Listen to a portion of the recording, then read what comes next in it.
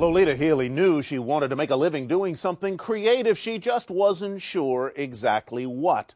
Finally, the inspiration hit her in a somewhat unusual place. On a night not unlike this, back in 2000, Girls' night out, having a great time. Lolita Healy and some friends went martini sampling. One ordered the chocolatini, one ordered the palmtini. While the drinks quenched her thirst, creatively, Lolita craved something more. That glass looked naked and it needed a pattern on it. And then I thought, whoa, it was like a light bulb that went off in my head. Her idea? Paint designs on the glasses unique to each cocktail and write the recipe underneath. Her friends had their doubts. They were like, you're crazy. You can't put a recipe on the bottom because people will spill their drinks. Lolita didn't listen. I went to the store and found some clear crystal martini glasses, got some paints, and this is my Cosmo. This was one of my very first designs. Soon, she had a small following. I was creating the glasses, selling them to friends, and it just completely snowballed. Before I knew it, I had 12 designs that I was reproducing. Each one is very special. Lolita, a fine arts marketing major, had worked for some top design labels. But at this point, she was a stay-at-home mom with 2 small girls.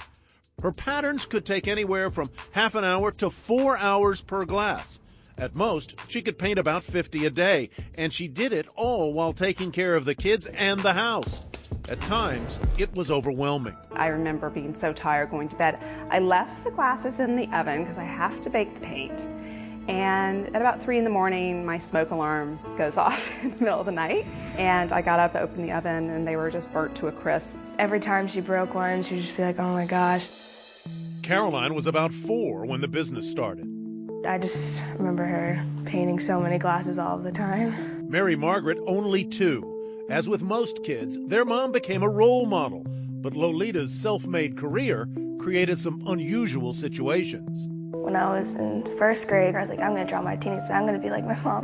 So I drew one, and my teacher flipped out. I was so embarrassed. When the principal called me and said, you know, your daughter's drawing martini glasses, is there a problem at home?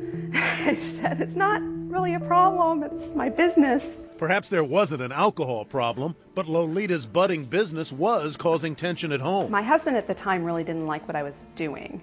He was gone a lot, and I had little girls. They kind of fought a little. He referred to it as my stupid hobby. But that didn't stop Lolita. I believed in myself. I believed in my talents. I believed that I could do it, and that's part of my upbringing. I grew up in a family of creative tinkerers and inventors.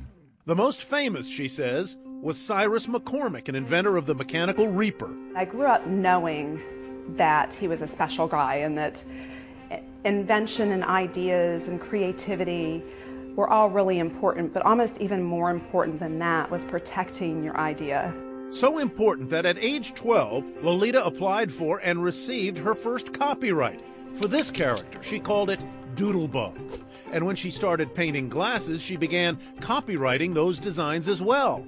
But she knew if she was going to turn her home-based business into a real moneymaker, she'd need much more than that. At the time, I was grossing close to $500,000 a year in cash flow, breaking even pretty much because I had a lot of overhead. For several years, she'd set up booths at trade shows and got plenty of orders, but she was struggling to keep up the pace and didn't want to hire a manufacturer herself. My biggest order was like 1,200 glasses for one order. It's huge.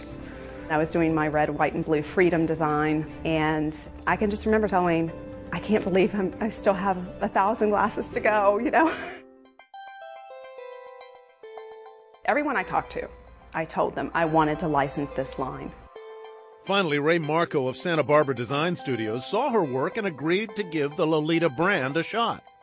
I wasn't sure if it was going to sell because honestly, you never know in this business what the consumers are going to go for. I got a $5,000 advance, and the next thing I know, for 6 months, didn't have any money coming in the door, totally freaking out. Like, what am I going to do? What am I going to do? Turns out all Lolita needed was a little patience. I just remember sitting on the front porch crying, talking to Ray, that I'm not sure if this is going to work. He says, have faith, Lolita. The way the licensing arrangement works is the artist or designer gets a percentage of the wholesale price. So when the first royalties are earned, we deduct the money we've already prepaid them. Her cash advance had simply canceled out her first royalty payment. In truth, her product was a hit. It was blowing off the shelves, and we were getting calls for reorders almost immediately. The next check was somewhere in the range of $30,000, and I thought it was the most money I'd ever made in my life at one time. And I remember her getting in the mail. We all went out to eat, and that was pretty cool to see her, like all that hard work to turn into something. She is a rock star in the giftware industry, truly. For the last 3 years in the gift glassware category, she's been ranked as the #1 selling designer. The Lolita line now includes wine glasses, pilsners, and more, all of them still hand-painted. Well, let me take a look. The Scrooge U. It looks really cute, how it's sort of falling down, looking like it's snowing. But these days, Lolita and her small design team only create the original looks. And maybe some more polka dots up here. Okay, thanks. I like that. Then they ship them to Ray or another licensee, who sends them out to factories overseas, where other painters carefully replicate every brushstroke. Finally, the finished products are placed in packages, also created by Lolita, and shipped off to stores like Macy's all around the world. They now sell for about $25 a piece, half the price as when Lolita was doing everything herself. I remember the first time that I saw her glasses actually in a store. I was like, oh my gosh, I know who does that. I'm really proud of her. She's my mom. Here they come. Lolita eventually divorced her first husband. She's now happily remarried to a metal sculptor. They live in this beautiful home that her new husband designed and helped build, complete with a state-of-the-art kitchen where she can create her Lolita cocktails. This drink is called the Birthday Girl Martini. You have 3 ounces of vanilla vodka, crushed strawberry juice, a little bit of light cream. You shake her up.